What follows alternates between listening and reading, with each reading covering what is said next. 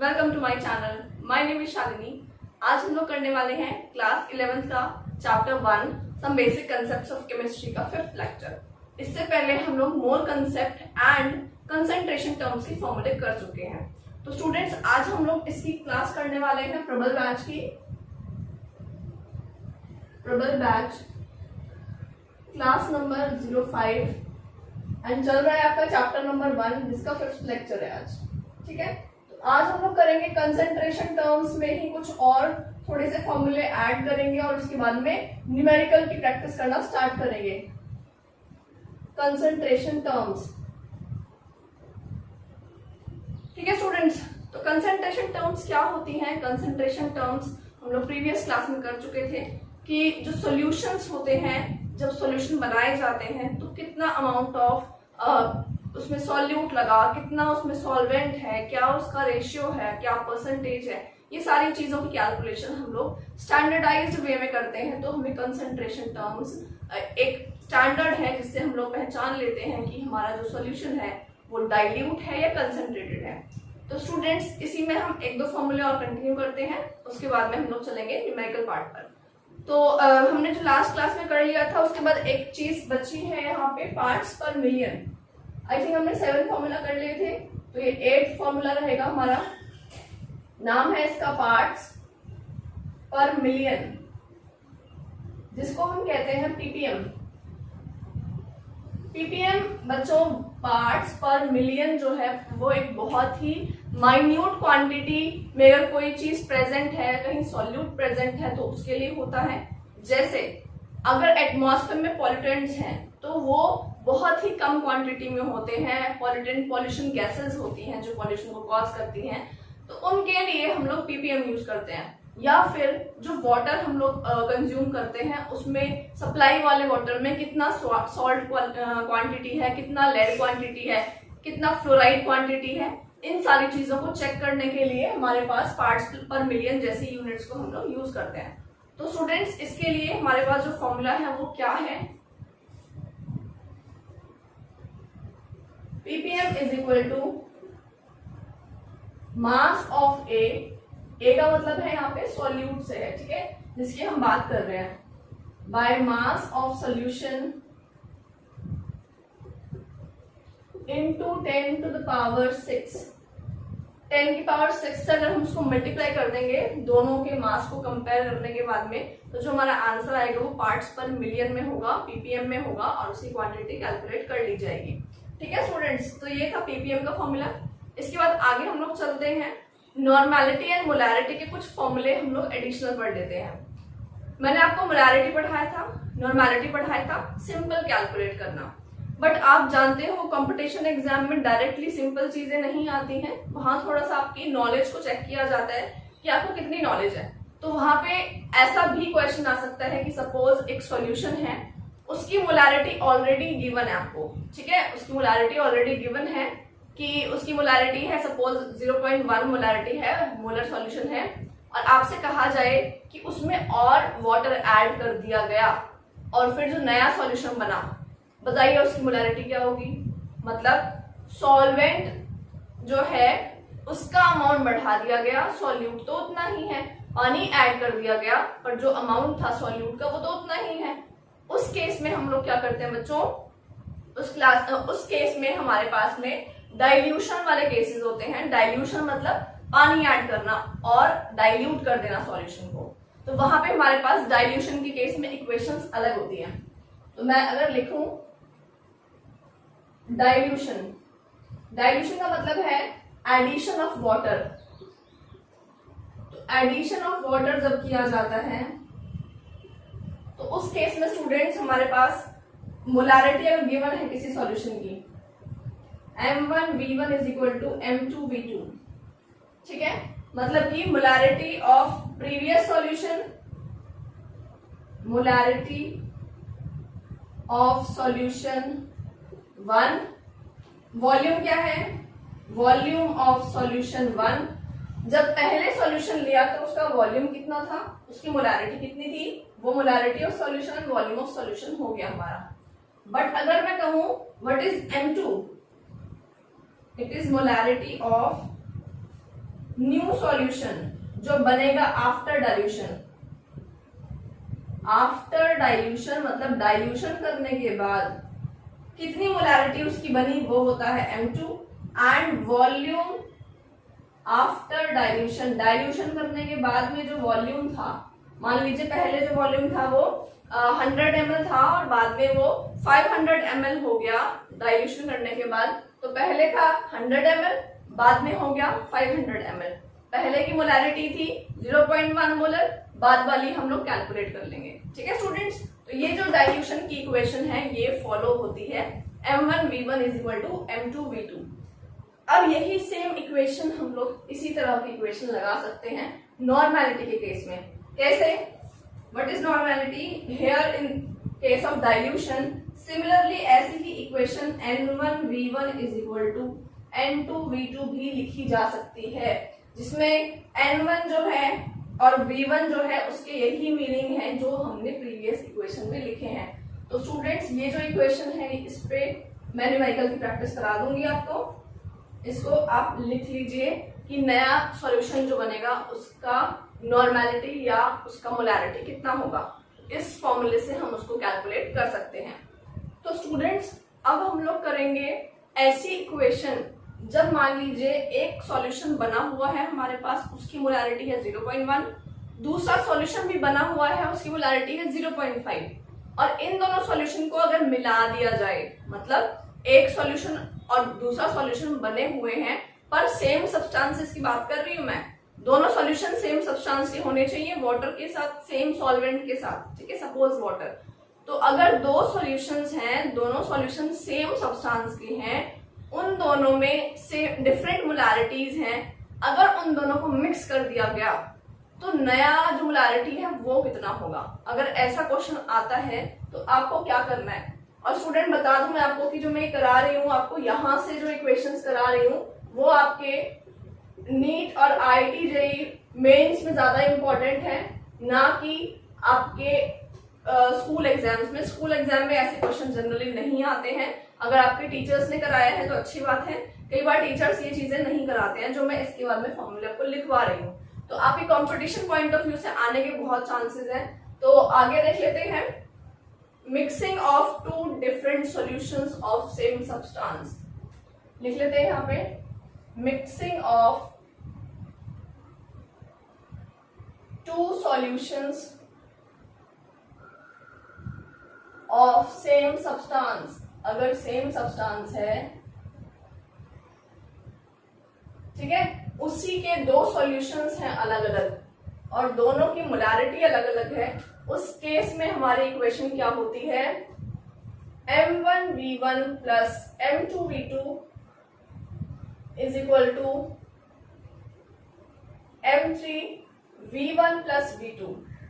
तो स्टूडेंट्स उस केस में ये इक्वेशन होती है हमारे पास, मतलब molarity of the first solution, जो पहला सॉल्यूशन था उसका वॉल्यूम, उसकी मोलैरिटी, फिर दूसरा सॉल्यूशन जो था उसका उसकी मोलैरिटी और उसका वॉल्यूम, एंड यहाँ पे आपको दोनों वॉल्यूम को ऐड कर देना है, क्योंकि जब दो सॉल्यूशंस मिक्स हो जाते हैं तो उनका वॉल्यूम भी मिक्स हो जाएगा। तो मान लीजिए एक सॉल्यूशन 100 ml है और दूसरा 500 ml है, तो दोनों को मिला देंगे तो 600 ml हो जाएगा।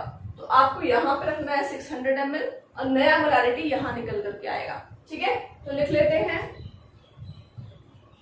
Molarity of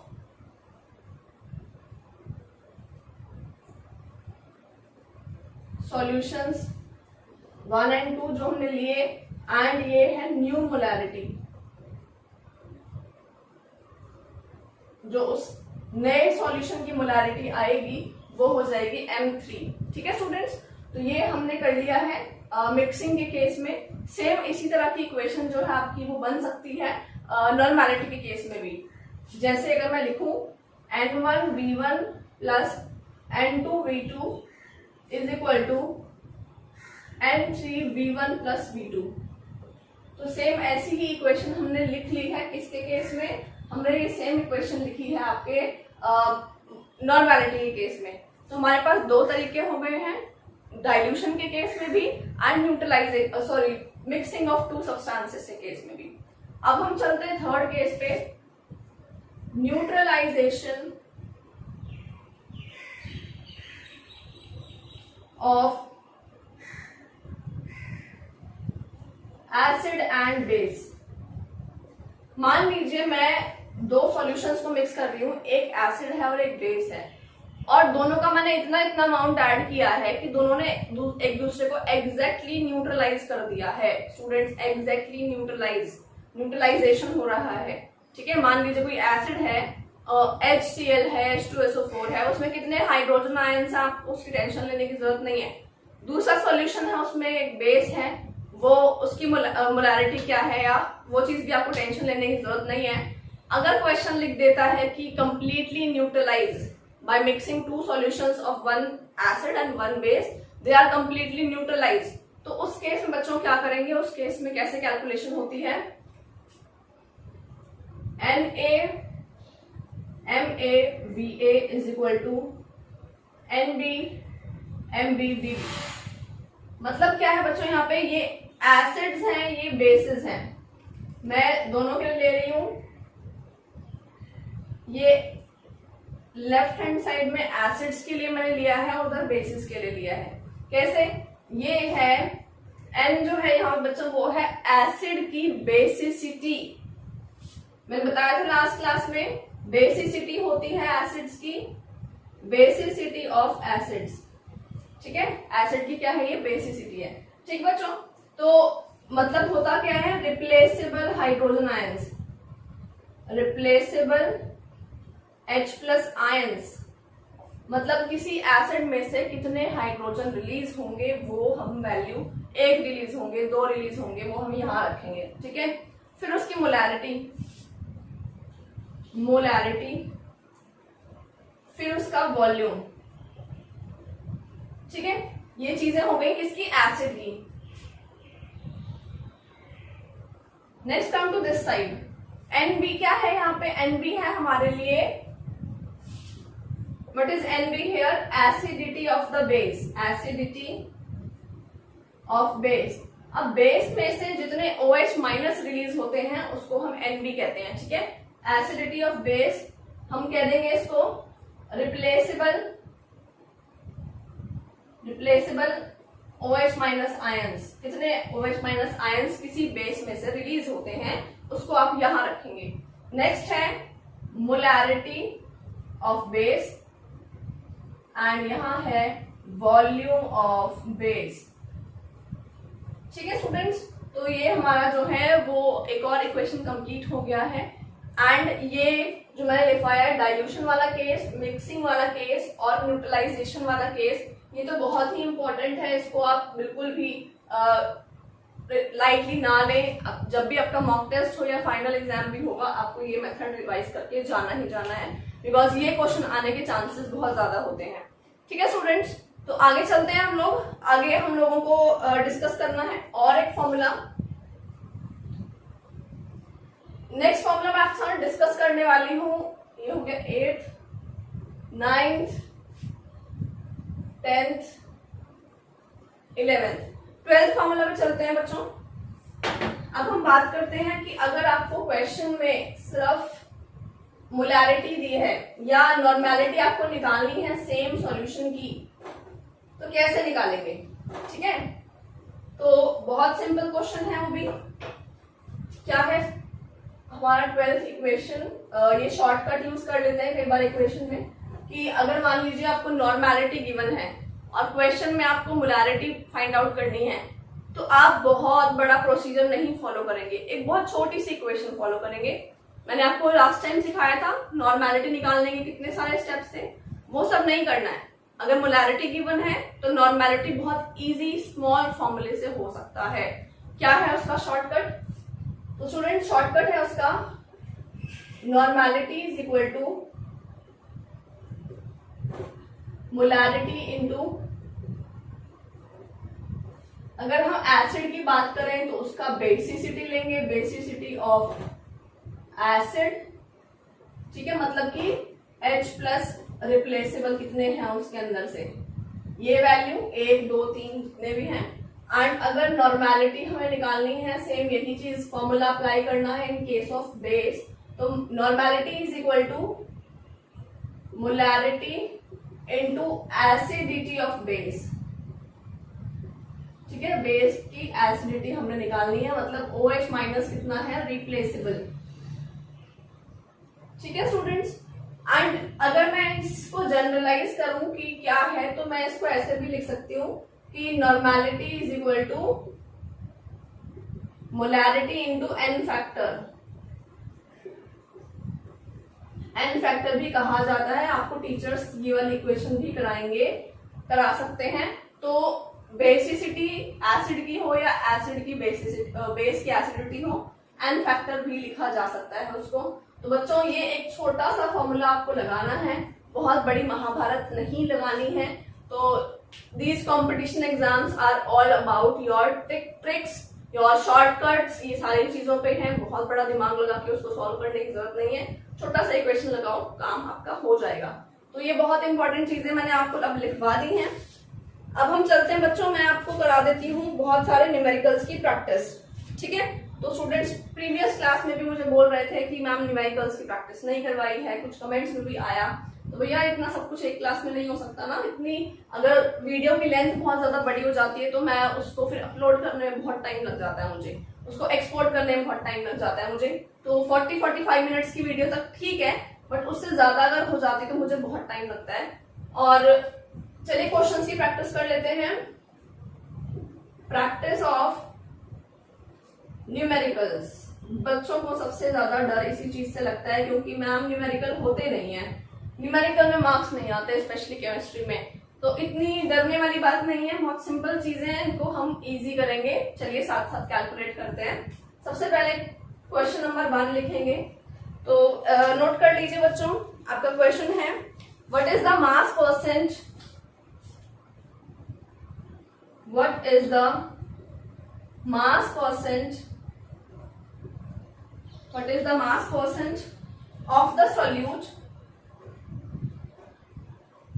what is the mass percent of the solute in the solution obtained by, in the solution obtained by, in the solution obtained by dissolving 5 gram of solute in 50 gram of water। बच्चों आपका question है ये कि आपको calculate करना है मास percent, solute जो है वो सॉल्यूशन के अंदर प्रेजेंट है, 5 ग्राम सॉल्यूट डिसॉल्व कर रहे हैं 50 ग्राम वाटर के अंदर। तो बच्चों यहाँ बात ये है कि पहले पहचानो क्या क्या चीज है। ये हो गया सॉल्यूट, ये हो गया सॉल्वेंट, ठीक है। एंड मास परसेंट निकालने के लिए हमारे पास क्या नीचे रखना होता है डिनोमिनेटर में, पेजेस टर्न करके देखिए। सबसे पहला फॉर्मूला लिखवाया था पिछली क्लास में, उसमें आपने निकालना है सोल्यूशन का, रखना है नीचे डिनोमिनेटर में। तो हम क्या लिख देते हैं, ऊपर लिखेंगे mass of solute by mass of solution into 100, this is the formula, is equal to mass percent, मतलब W/W निकाल रहे हैं हम लोग, ठीक है। तो ये फॉर्मूला है बच्चों, एक बार ध्यान से सुन लीजिए। जो न्यूमेरिकल्स में कराने वाली हूँ एंड जो न्यूमेरिकल्स आपको एग्जाम में भी करने हैं, ठीक है, सब्जेक्टिव एग्जाम में भी, तो आपको फॉर्मूला जरूर लिखना है एंड यूनिट जरूर लिखनी है। फॉर्मूला और यूनिट के मार्क्स आपके एडिशनल होते हैं। सॉल्व करके आंसर लिख के अगर आ जाओगे तो मार्क्स, अगर नहीं मिलते हैं तो don't complain to your teacher. Formula लिखोगे एंड यूनिट लिखोगे तभी पूरे मार्क्स मिलेंगे। तो फॉर्मूला जरूर लिखा करो साथ के साथ, क्योंकि आपको चीजें याद हो जाती हैं। This is the formula, put कर लेते हैं। सॉल्यूट क्या है हमारे पास, 5 ग्राम है। सॉल्यूशन कितना है बच्चों, सॉल्यूशन 50 नहीं है, ये तो वाटर है, वाटर में सॉल्यूट है 5 ग्राम। सॉल्यूशन तो दोनों को मिलाने से बनता है, तो सॉल्यूशन हो जाएगा 50 + 5, 55 हो जाएगा, ठीक है। एंड इनटू 100 ये होगा, एंड इसको अगर आप सॉल्व कर लेंगे तो आपका आंसर आ जाएगा 9.1%। करके देख लेना। This was the first numerical जो हमने आज प्रैक्टिस कर लिया है। तो स्टूडेंट्स अब थोड़े डिफिकल्ट न्यूमेरिकल पे चलते हैं थोड़ा सा। मैं अभी आपको मोलैरिटी एंड नॉर्मेलिटी कैलकुलेट करके दिखाऊंगी। तो मैंने फॉर्मूले आपको टोटल 12 लिखवा दिए हैं।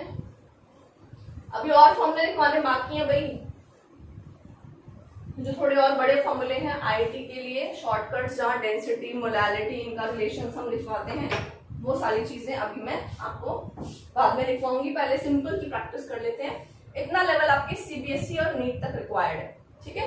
चलिए क्वेश्चन नंबर 2। क्वेश्चन नंबर 2 है हमारा, a solution of oxalic acid, solution of oxalic acid. अब ऑक्सैलिक एसिड क्या होता है भाई, COOH .2H2O, this is the formula of oxalic acid. A solution of oxalic acid is prepared by dissolving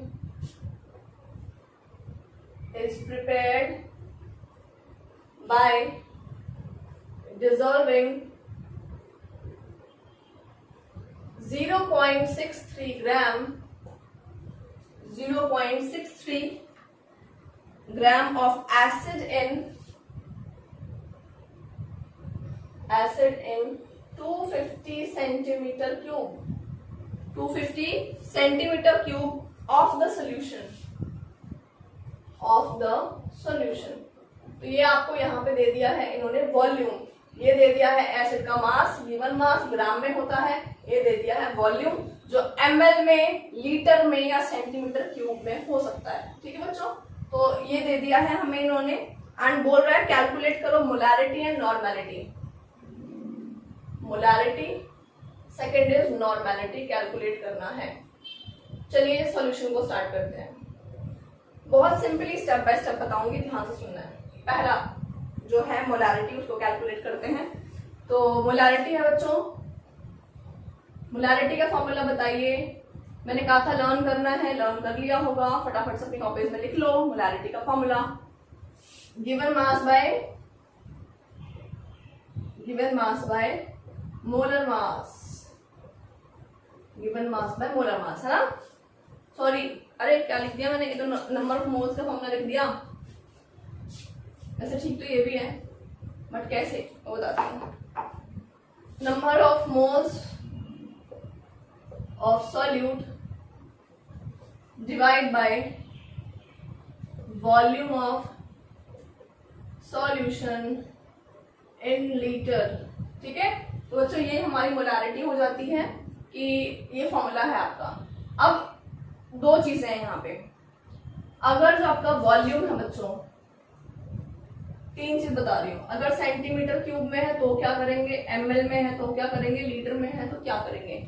अगर centimetre cube में कोई value होगी तो उसको डिवाइड करिए 1000 से, अगर ml में कोई वैल्यू होगी तो उसको भी डिवाइड करिए 1000 से, अगर लीटर में कोई वैल्यू है तो उसको करिए डायरेक्ट यूज। सिंपल बता दिया मैंने आपको। अगर सेंटीमीटर क्यूब में गिवन हो तो 1000 से डिवाइड कर लेना, ml में गिवन हो तो 1000 से डिवाइड कर लेना, लीटर में गिवन हो तो डायरेक्ट यूज कर लेना, तो आपका लीटर में आप यूज कर लोगे, ठीक है। चलिए तो मोलारिटी का फॉर्मूला हम लगाते हैं। Molarity is equal to number of moles of solute. तो बच्चों number of moles of solute तो गिवन है नहीं, निकालना पड़ेगा। कैसे निकलेंगे, number of moles of solute क्या होता है, given mass by molar mass, ठीक है ना। तो मैं पुट कर देती हूँ, गिवन मास कितना है 0.63 gram divide by molar mass कितना होगा COOH। इसका टोटल कैलकुलेट करेंगे अगर हम, कार्बन कितने हैं, 2 बार का मतलब है कि 12 × 2 प्लस ऑक्सीजन कितना है 4 बार, 4 5 6 बार है ऑक्सीजन, ठीक है। 6 टाइम्स ऑफ 16 प्लस हाइड्रोजन कितनी बार है, 4 5 6 बार तो हाइड्रोजन भी है, ठीक है। इसको अगर आप सॉल्व कर लेंगे तो आपके पास जो मोलर मास है वो आ जाएगा 126 आ जाएगा, ठीक है 126। ओके, तो 126 यहाँ रखेंगे, डिवाइड, बड़ा डिवाइड आपने सीखा होगा मैथ्स में, छोटी क्लासेस में सीखा होगा, छोटा डिवाइड वाला और बड़ा डिवाइड वाला क्या डिफरेंस है ना, सीखा है। तो नंबर ऑफ मोल्स ये हो गया, गिवन मास बाय मोलर मास, बड़ा डिवाइड का निशान, ये वाला बड़ा डिवाइड का निशान है, ठीक है। और नीचे निकालना है आपको volume of solution in litre लिखना है ना। तो वॉल्यूम कितना है बच्चों, 250 सेंटीमीटर गिवन है, तो 250 सेंटीमीटर क्यूब का हम डिवाइड करते हैं 1000 से, तो ये छोटा डिवाइड हो गया, ठीक है ना। अब बच्चों को इस आगे सॉल्व करना आता होगा, बट जो मेडिकल के स्टूडेंट्स हैं उनको मैं फिर भी बता देती हूँ। जब इस तरह का आपके पास कैलकुलेट करने आ जाए तो नीचे वाला जो होता है उसको आप साइड में ले जाएंगे मल्टीप्लाई करने, बट उसको रिवर्स कर देंगे, रेसिप्रोकल कर देंगे। ठीक है, कैसे? 0.63 बाय 126 मल्टीप्लाई 1000 बाय 250 ऐसे करेंगे। ठीक है ना? तो अब आपको इसके आगे सॉल्व करना है, बहुत सिंपल है, सॉल्व कर लीजिए। आंसर जो आपका आएगा वो मोलैरिटी में आएगा। ठीक है बच्चों, तो इसको सॉल्व करने के बाद आंसर आ जाएगा 0.02 मोलैरिटी, कैपिटल M। या तो ये लिखिए या फिर 0.02 मोल्स पर लीटर, या तो ये लिखिए, दोनों सही है, पर यूनिट लिखनी जरूर है। ठीक है बच्चों, तो चलिए आगे निकालते हैं, हम नॉर्मेलिटी पे आ जाते हैं। नॉर्मेलिटी, ठीक है, नॉर्मेलिटी निकालेंगे अब हम लोग। तो नॉर्मेलिटी का जो फॉर्मूला है बच्चों, इन पर थोड़ा मेमोराइज करो, क्या फॉर्मूला था। बड़े फॉर्मूले से करें या छोटे फॉर्मूले से करें? छोटे फॉर्मूले से कर सकते हैं, शॉर्टकट से, और मैं अभी आपको बड़ा वाला फॉर्मूला सिखा देती हूँ, क्योंकि शॉर्टकट तो यूज कर ही लेंगे, उसमें तो कुछ भी नहीं है, पर बड़ा वाला जो स्टेप है वो कैसे करना है, नॉर्मेलिटी एक्चुअल में कैसे निकाली जाती है उसकी बात करेंगे। ठीक है बच्चों, तो नॉर्मेलिटी का फॉर्मूला क्या था? नॉर्मेलिटी का फॉर्मूला था हमारे पास, normality is equal to number of gram equivalents upon volume of solution in litre, है ना? Number of gram equivalent by volume of solution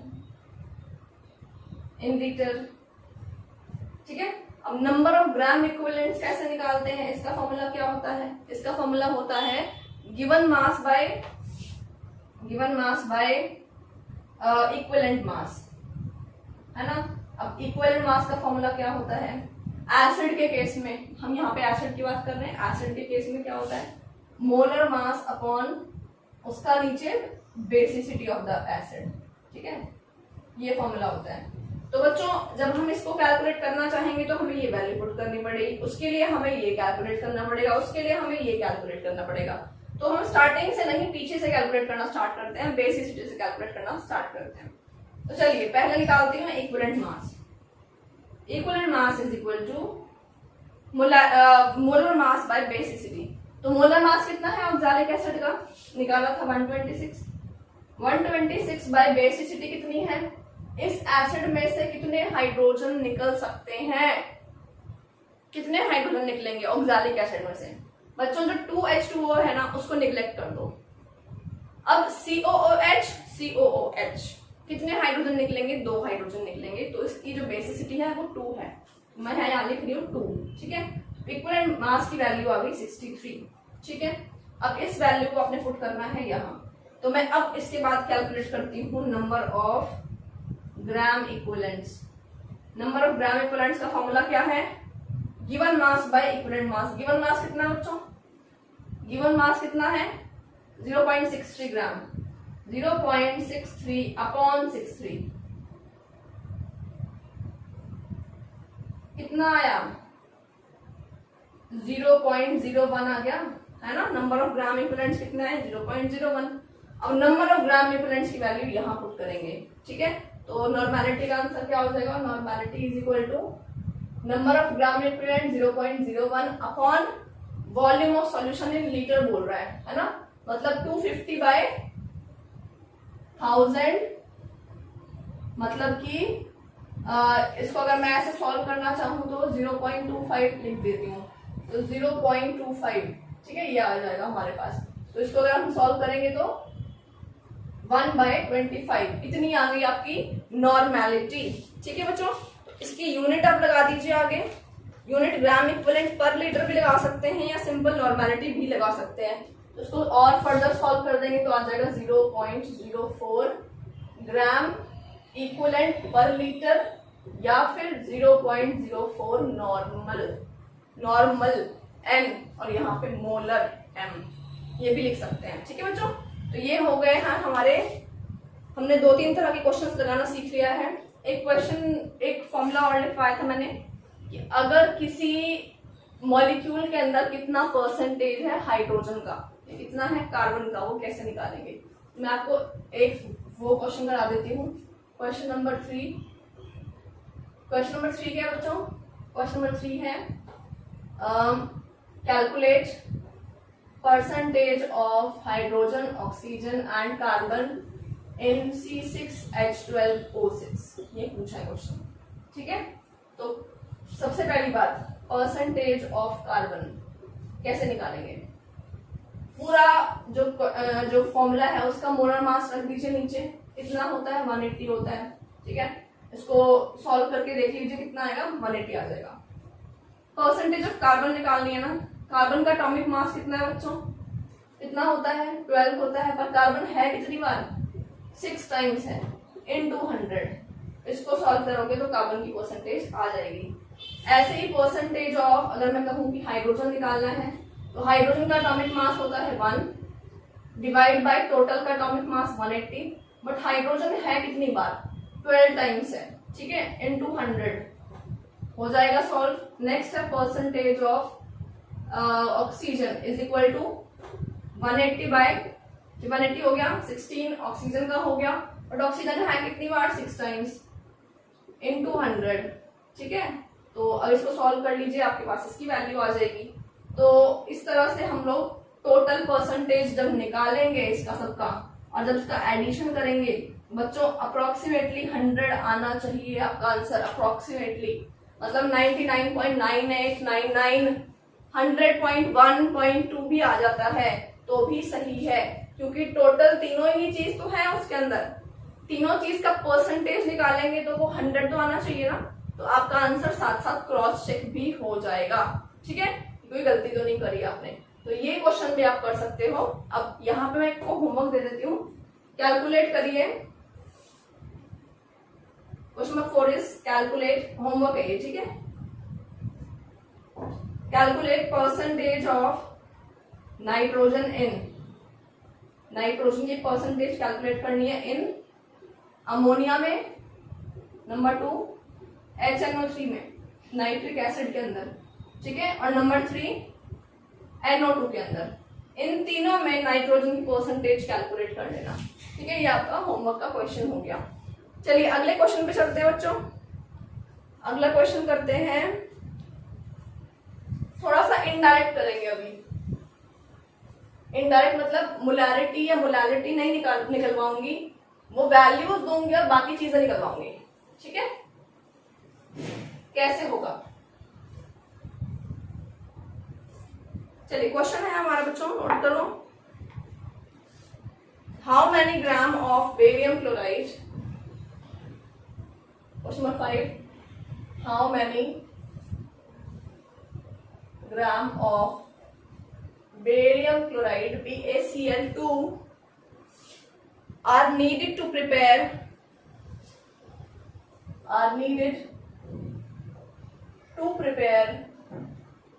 क्या प्रिपेयर करने के लिए, to prepare 100 centimetre cube of 0.25 molar BaCl2 solution, molar BaCl2 solution. And यहाँ पे आपको barium का एटॉमिक मास गिवन है और क्लोरीन का गिवन है 35.5, एंड बेरियम का क्वेश्चन में गिवन है आपको 137, ठीक है। क्योंकि इतना कॉमन नहीं है, इतना यूज नहीं होता है नॉर्मल कंपाउंड्स में, तो आपको ये गिवन है। तो बच्चों अब इसमें क्या गिवन है और क्या निकालना है, आपको मोलैरिटी गिवन है 0.25 मोलर, M कैपिटल M, ये होता है मोलैरिटी, ये गिवन है ऑलरेडी। आपको बाकी चीजें पुट करके W निकालना है।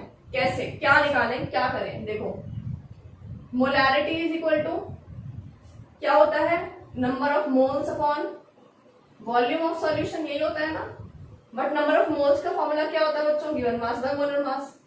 तो आपको गिवन मास निकालना है यहाँ पे, how many gram of BaCl2 needed, ये निकालना है।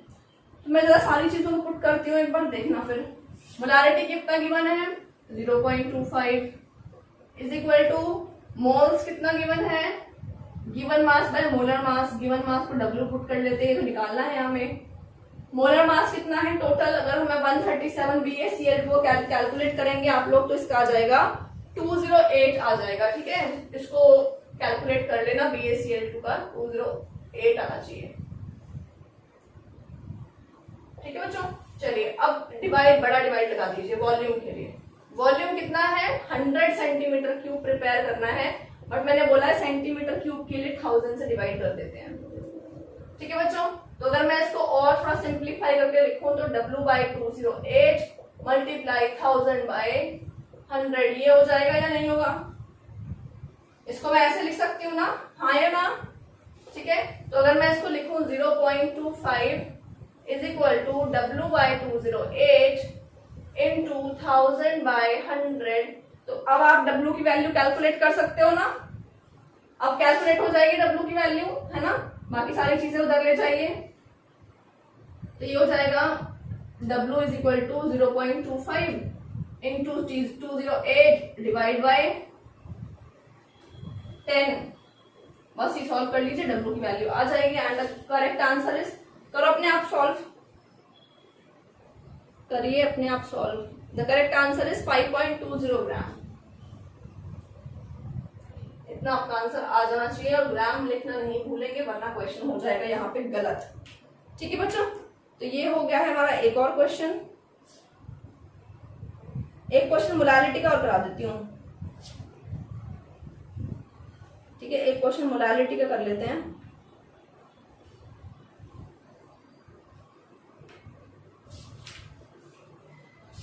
Let me find out.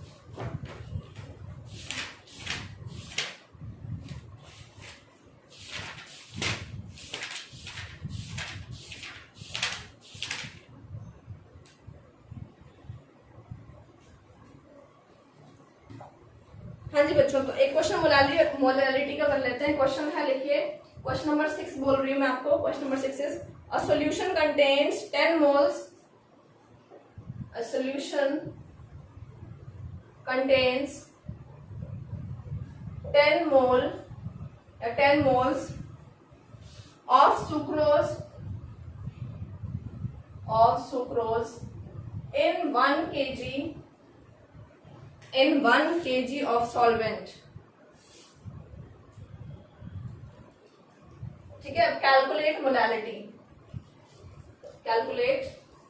Molality ये आपको निकालना है यहाँ पे। ओके बच्चों, तो बहुत सिंपल फॉर्मूला है मोलालिटी का, आप जानते हो क्या?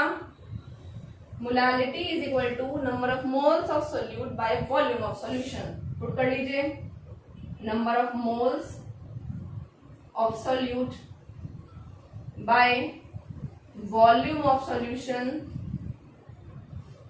in liter। ठीक है बच्चों, तो इतना मैंने करा दिया आपको, ये आपको पता है ऑलरेडी।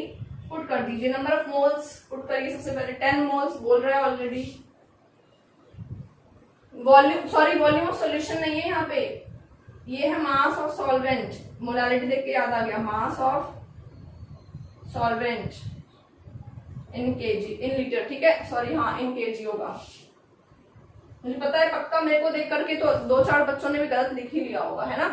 तो mass of solvent in KG होगा यहाँ पे नीचे। तो मास ऑफ सॉल्वेंट क्या है, दिया है 1 kg, तो नीचे आ जाएगा 1 kg। आंसर कितना हो गया, 10 मोल्स पर केजी आ जाएगा answer. Molality is equal to 10 moles per KG, this is the answer. बहुत सिंपल था। ठीक है, तो अगर ये नहीं भी दिया होता नंबर ऑफ मोल्स तो आप निकालना जानते हो। ठीक है, तो सॉल्वेंट का आपको दिया ही है, नहीं दिया हुआ तो वो भी आप निकाल सकते हो ऑल्टरनेटली। ठीक है बच्चों, तो स्टूडेंट यहाँ पे मैं एक क्वेश्चन आपको और करा देती हूँ जो थोड़ा सा जरूरी है। मैंने एक शॉर्टकट लिखवाया था, उसी को यूज कर लेते हैं हम लोग। ठीक है, तो शॉर्टकट क्या है यहाँ पे, अ सॉल्यूशन जो सॉल्यूशन हमारा है वो 5 मोलर है, ठीक है। अ 5 मोलर सॉल्यूशन लिखिए, ए 5 मोलर सॉल्यूशन, ठीक है। Uh 5 molar solution of H2SO4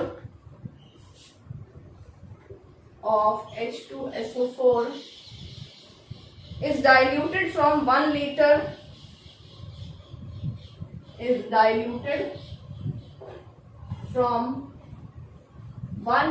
to dilution किया है हमने यहाँ पे 1 litre to volume of 100 litre, इतना डाइल्यूट कर दिया है कि वो 100 लीटर बन चुका है। अब यहाँ बोला जा रहा है the normality of the solution will be, the normality of solution will be, ठीक है बच्चों। तो क्वेश्चन है, इसमें ऑप्शंस है आपके पास 4, A, B, C and D।